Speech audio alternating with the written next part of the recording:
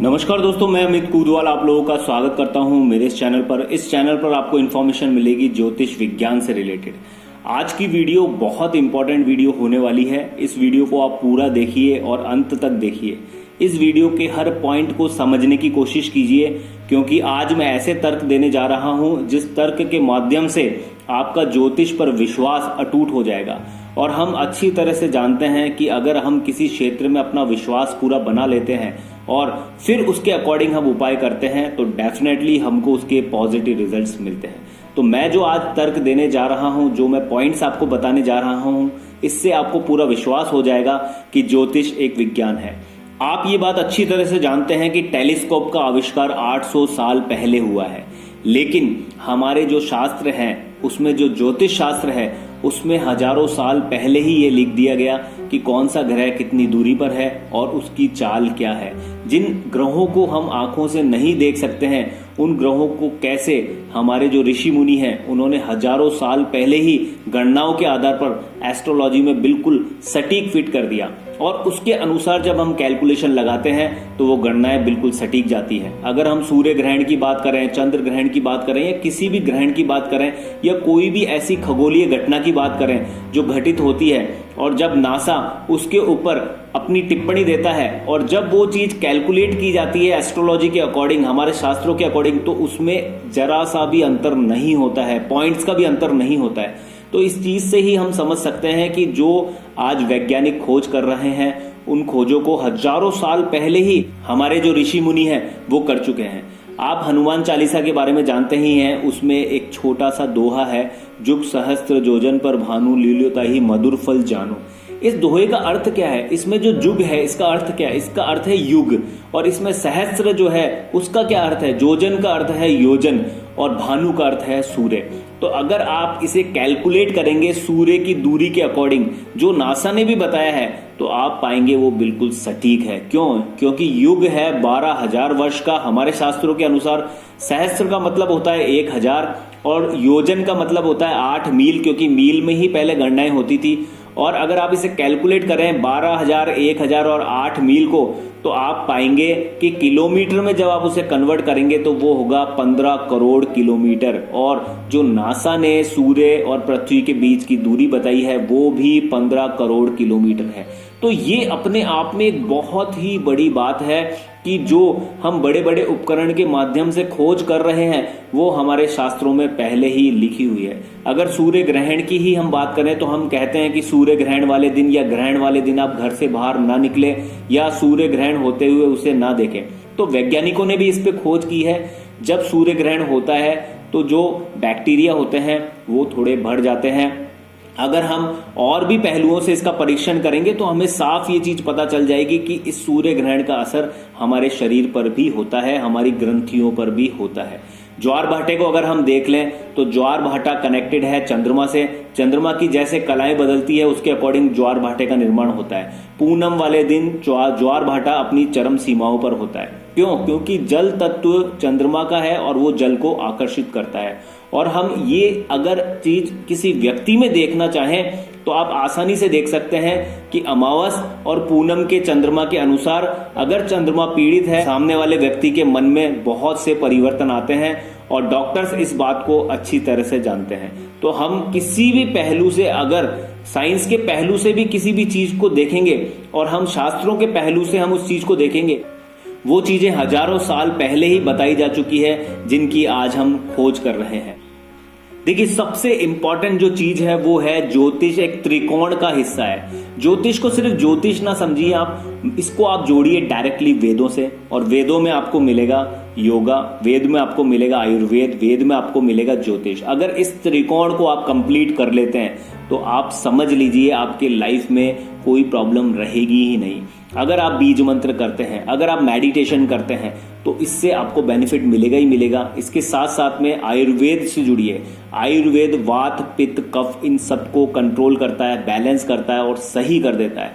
आयुर्वेद से अगर आप लंबे समय तक जुड़ते हैं तो किसी भी प्रकार की आपको बीमारी नहीं होती है, उल्टा आपकी रोग प्रतिरोधक क्षमता बढ़ती है। इसके अलावा अगर आप योगा करते हैं तो इससे भी आप स्वस्थ रहते हैं। तो हम हमारे शास्त्रों के अनुसार अगर चलना शुरू कर दें तो हमें किसी तरह की प्रॉब्लम रहेगी ही नहीं। इसके अलावा अगर हम ज्योतिष विज्ञान को हर तरह से समझ लें, प्रॉपर वे में समझ लें, तो हमें ये चीज समझ में आ जाएगी कि किन ग्रहों के कारण हमारे ऊपर ये नेगेटिव असर हो रहा है और कैसे हम इसका उपाय कर सकते हैं। देखिए, मैं अपना प्रैक्टिकल उदाहरण आपको बताता हूं। मेरे पास हजारों कुंडली आती है कंसल्टेंसी के लिए, और जब मैं उन्हें कंसल्ट करता हूं, सामने वाले व्यक्ति को कंसल्ट करता हूं, तो उनको रिजल्ट भी मिलते हैं। जब मैं उनको उपाय बताता हूं तो उसके उनको रिजल्ट भी मिलते हैं। इसका अगर आपको प्रूफ देखना है तो मेरे चैनल पर आपको कम्युनिटी ऑप्शन में बहुत से स्क्रीनशॉट्स मिलेंगे जो फीडबैक है कि वास्तव में लोगों को इनके पॉजिटिव रिजल्ट्स मिल रहे हैं। तो आप मानकर चलिए कि ज्योतिष एक विज्ञान है। अब मैं बात करूंगा आपसे 108 का महत्व। ये जो 108 बार हम मंत्र का जाप करते हैं, इसका एक्चुअल में महत्व है क्या? तो देखिए, बहुत से वैसे पॉइंट्स मिलेंगे जो 108 से कनेक्टेड होंगे, लेकिन इसका लॉजिकल जो आंसर है वो मैं आज आपको देने जा रहा हूं। हम अच्छी तरह से जानते हैं कि हमारी कुंडली जो होती है उसमें 9 प्लैनेट्स होते हैं, और अगर हम नक्षत्रों की बात करें तो हमारी कुंडली में 27 नक्षत्र होते हैं, और हर नक्षत्र में जो चरण होते हैं वो होते हैं 4। अगर आप 27 नक्षत्र को 4 से गुणा करोगे तो आंसर आएगा 108। इसका मतलब हुआ 108। तो जब हम बीज मंत्र का जाप करते हैं तो हमें 108 बार बीज मंत्र का जाप करना होता है। इसका उद्देश्य ये है कि हमारी कुंडली के अंदर जो 27 नक्षत्र हैं और उनके जो 4 चरण हैं, उसके अकॉर्डिंग जो 360 डिग्री के ऊपर जो बॉक्सेस बने वो 108 हैं। और अगर हम कैलकुलेट करेंगे कि भाई ये चरण है क्या, तो आप अगर उसको प्रॉपर वे में कैलकुलेट करते हैं तो नक्षत्रों से इनका कनेक्शन होता है और उप नक्षत्रों से भी इनका कनेक्शन होता है। तो हम जब बीज मंत्र का जाप 108 बार करते हैं तो कुंडली के अकॉर्डिंग ये 360 डिग्री पर जो बॉक्सेस बने हुए हैं हमारे शास्त्रों के अनुसार, वहां पर हमारी एनर्जी फ्लो होती है और हर हाउस को वो मंत्र पॉजिटिव करने का काम करता है।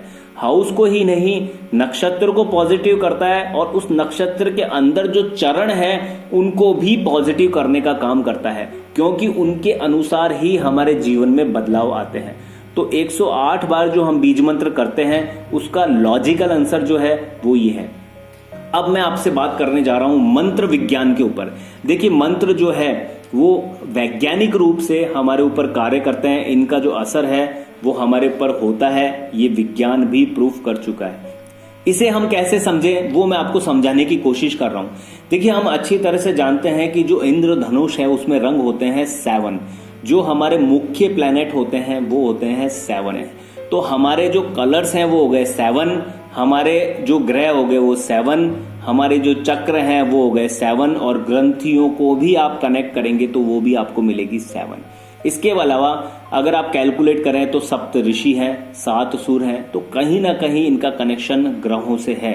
तो जब भी हम मेडिटेशन करते हैं या फिर मंत्र उच्चारण करते हैं, उसमें जो कंपन उत्पन्न होता है वो एक बायोलॉजिकल इफेक्ट हमारे बॉडी पर करता है, और इसका कनेक्शन सीधा सीधा उन ग्रहों से है, हमारे चक्रों से है, हमारी ग्रंथियों से है। क्यों? क्योंकि जब हमारे चक्र बैलेंस रहेंगे, हमारी ग्रंथि प्रॉपर काम करेगी और हमारे ग्रह प्रॉपर काम करेंगे तो हमें पॉजिटिव रिजल्ट मिलेंगे। तो मंत्र में बहुत अधिक पावर होती है और यह मंत्र हमारे सभी कामों को पॉजिटिव करने का काम करता है। इसके अलावा थोड़ा सा अगर आप और स्टडी करेंगे तो आपको पता चलेगा कि हर मंत्र के साथ एक ओम शब्द जुड़ा ही होता है। अब हम बात करेंगे रत्नों के ऊपर। रत्न अपने आप में एक बहुत इंपॉर्टेंट पॉइंट है, क्योंकि वो है ग्रहों को स्ट्रॉन्ग करने का कार्य करते हैं, लेकिन हमें उस प्लैनेट को ही स्ट्रॉन्ग करना है रत्नों के माध्यम से जो हमारी कुंडली में पॉजिटिव है। हमें नेगेटिव ग्रहों को रत्नों के माध्यम से स्ट्रॉन्ग नहीं करना है। हम अच्छी तरह से जानते हैं कि सूर्य से जो रश्मि आ रही है वो एक कलर में नहीं है। अगर आप प्रिज्म के द्वारा देखेंगे तो आपको पता चलेगा ये सूर्य की जो रश्मि है वो 7 कलर में डिवाइड हो जाती है, और इस 7 कलर का सीधा सा मतलब यही है कि ये 7 ग्रहों से कनेक्टेड है।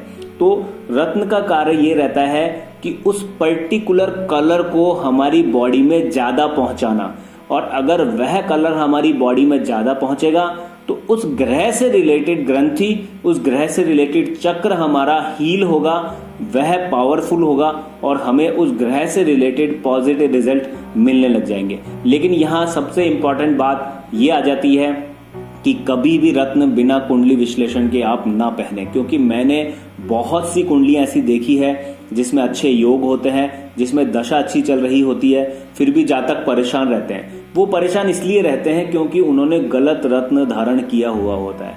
देखिए, जो ग्रह आपको पॉजिटिव रिजल्ट देना चाह रहा है वो आपको पॉजिटिव रिजल्ट देगा भी, लेकिन आपने इनडायरेक्टली उसके अगेंस्ट में ऐसी पार्टी को एक्टिवेट कर दिया या ज्यादा पावरफुल कर दिया जो उस प्लेनेट को वर्क ही नहीं करने दे रहा है। तो ये हमारी कुछ गलतियां होती है जिसके कारण से फिर हमें पॉजिटिव रिजल्ट नहीं मिलते हैं। तो यहाँ पर कुंडली का विश्लेषण बहुत जरूरी है, रत्न के लिए विशेष करके। रुद्राक्ष आप कोई सा भी धारण कर सकते हैं, रुद्राक्ष के कोई साइड इफेक्ट नहीं है, किसी भी प्लेनेट का रुद्राक्ष आप धारण कर सकते हैं। कोई प्लेनेट आपकी कुंडली में भले योग कारक हो, भले मारक हो, उसका आप रुद्राक्ष धारण कीजिए, आपको उस प्लेनेट के पॉजिटिव ही रिजल्ट मिलेंगे, लेकिन रत्नों में ऐसा नहीं होता है। तो ये जितने भी पॉइंट्स आज मैंने आपके साथ शेयर किए हैं, ये सब आपके साथ शेयर करने का एक ही उद्देश्य है कि ज्योतिष को आप वैज्ञानिक रूप से समझ पाएं, वैज्ञानिक तरीके से समझ पाएं, जिससे आपका विश्वास ज्योतिष विज्ञान पर बढ़े और आप जब उपाय करें तो आपको पता हो, लॉजिक के साथ पता हो कि जिस ग्रह का मैं उपाय कर रहा हूं, जिस ग्रह के मैं मंत्र कर रहा हूं, जिस ग्रह का मैंने रत्न धारण किया है, उससे मुझे क्या रिजल्ट मिलने वाला है। अगर ये बात आपके समझ में आएगी तो आपको उसके रिजल्ट्स बहुत अच्छे मिलेंगे।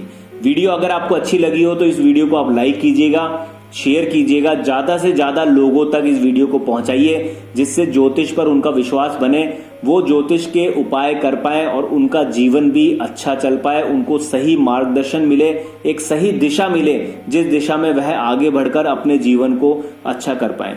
तो दोस्तों, मिलेंगे नेक्स्ट वीडियो में कुछ और अधिक अच्छी जानकारी के साथ। Okay, thank you.